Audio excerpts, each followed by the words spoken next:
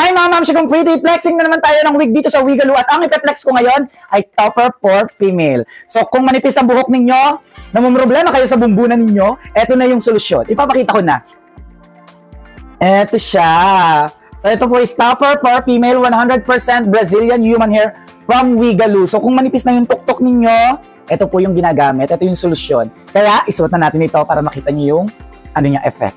So kasama ko si Che ngayon, and then kung nakikita nyo yung yung buhok niya, normal naman. Pero, eto, dito natin siya i-model. So, ito yung isusuot natin na topper sa kanya. And then, meron siyang bangs. So, suot na natin. Ito yung ilalagay natin na topper kay Che. So, kung mapapansin nyo, ayan yung kanyang hair. So, ang gagawin lang natin ay i-clip lang siya na napagkadali. So, clip mo lang ng ganyan. Clip mo lang ng ganyan. And then, dito, i-clip din. Tapos na siyang itsura nung suot ni Che ang topper from Wigaloo. O, diba? Ang ganda. So, hindi siya halata na naka-wig siya. At yung wala pa siyang suot na topper. Ayan yung suot yung topper niya.